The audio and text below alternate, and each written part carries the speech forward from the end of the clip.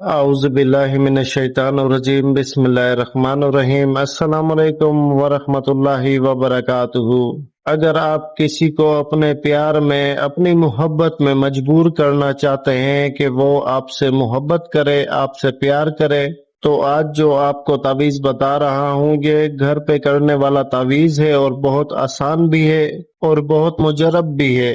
لیکن یہ بات یاد رہے کہ اگلا شخص آپ سے محبت نہ کرتا ہو اور آپ اس سے سچی محبت کرتے ہو، ضد والی محبت نہ ہو، جسم والی محبت نہ ہو، سچی محبت دل سے، روحانی محبت اگر آپ کرتے ہیں تو تب آپ اس تعویذ کو استعمال کر سکتے ہیں۔ میری طرف سے آپ کو اجازت ہے۔ انشاءاللہ 14 سے 15 دنوں کے اندر اندر آپ کے محبوب کے دل و دماغ میں آپ کے لیے محبت پیدا ہو جائے گی۔ تو وقت کا ضیاع کیے بغیر چلتے ہیں اس کے طریقہ کار کی طرف۔ آپ نے کرنا یہ ہے کہ چاند کی 1 سے 14 تاریخ کے درمیان کسی بھی اتوار کے دن صبح فجر کی نماز کے فوراً بعد، اتوار کے روز صبح فجر کی فوراً نماز کے بعد جو سات ہوتی ہے وہ شمس کی سات ہوتی ہے، آپ نے اس کو شمس کی سات میں بنا لینا ہے۔ بنانے کا طریقہ کچھ اس طریقے سے ہے کہ آپ نے پاک صاف ہو کر باوضو ہو کر قبلہ رخ بیٹھ جانا ہے۔ اس کے بعد سفید کورے کاغذ پر کالے مارکر سے یہ جو طلسم آپ دیکھ رہے ہیں، 3 طلسم ہیں جو ایک باکس میں لکھے گئے ہیں، آپ نے سب سے پہلے باکس بنا لینا ہے۔ دوسرے نمبر پر آپ نے جو پہلا طلسم ہے، پہلا 1 نمبر جہاں لکھا ہوا ہے، آپ نے یہ نمبرنگ نہیں لکھنی، آپ کو یہ ترتیب سمجھانے کے لیے نمبرنگ لکھی گئی ہے۔ آپ نے پہلا طلسم وہی لکھنا ہے جس پر پہلا نمبر موجود ہے۔ پہلے آپ نے وہ پہلا طلسم لکھنا ہے، دوسرے نمبر پر آپ نے دوسرا طلسم لکھنا ہے، تیسرے نمبر پر آپ نے تیسرا طلسم لکھنا ہے۔ اور یہ سارے طلسم دائرے کے اندر ہونے چاہیے، دائرے کے باہر نہیں ہونے چاہیے۔ آپ نے نمبرنگ بالکل نہیں لکھنی۔ آپ کو سمجھانے کے لیے صرف ہم نے نمبرنگ لکھی ہے تاکہ آپ کو سمجھ آئے کہ پہلا طلسم کون سا لکھنا ہے، دوسرا نمبر پہ کون سا طلسم لکھنا ہے، اور تیسرے نمبر پر کون سا طلسم لکھنا ہے۔ تو امید ہے آپ کو یہاں تک سمجھ آ گیا ہوگا۔ اور اس کے بعد نیچے جو فلاں بن فلاں لکھا ہوا ہے، پہلے فلاں بن فلاں پر محبوب کا نام اور اس کی ماں کا نام لکھے، پھر اعلیٰ حب دوسرے فلاں بن فلاں پر اپنا نام اور اپنی ماں کا نام لکھ دیں۔ نام آپ نے وہی لکھنے ہوں گے جو شناختی کارڈ پر نام موجود ہونے چاہیے، جو اصلی نام ہوتے ہیں آپ وہی لکھا کریں، نہ کہ جو نک نیم ہوتے ہیں جن ناموں سے پکارا جاتا ہے آپ وہ نام نہیں لکھیں گے، اصلی نام نقش میں لکھا کریں۔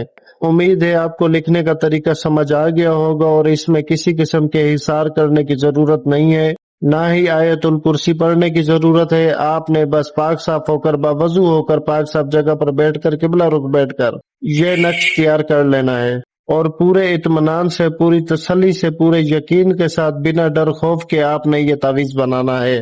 اچھا، تو بنا لینے کے بعد آپ نے کرنا یہ ہے کہ اسے اچھے سے لپیٹ دیں۔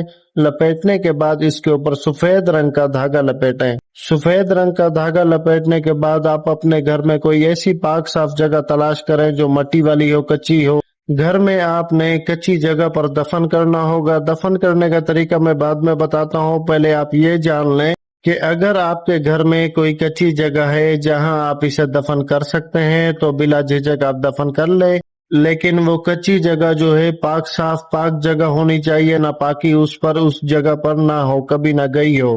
اس بات کا آپ نے دھیان رکھنا ہوگا۔ اور اگر آپ کے گھر میں کوئی کچی جگہ نہیں ہے جہاں آپ دفن کر سکتے ہیں، اور اگر آپ کے گھر میں کوئی کچی جگہ نہیں ہے جہاں آپ نے دفن کرنا ہے، تو پھر آپ نے اپنے گھر کے باہر ایسی جگہ تلاش کرنی ہے جو پاک صاف ہو، آپ نے اس جگہ پر اسے دفن کرنا ہے۔ لیکن پہلی صورت میں آپ نے اپنے گھر میں ایسی جگہ تلاش کرنی ہے جہاں آپ اسے دفن کر سکیں۔ اگر آپ کا گھر اس طریقے کا ہے کہ آپ کے گھر میں کوئی اینٹیں وغیرہ ہیں تو اسے ہٹا کر کچی جگہ بنائی جا سکتی ہے، تو بہتر یہی ہے کہ آپ اسے وہ اینٹیں ہٹا کر کچی جگہ پر دفن کریں۔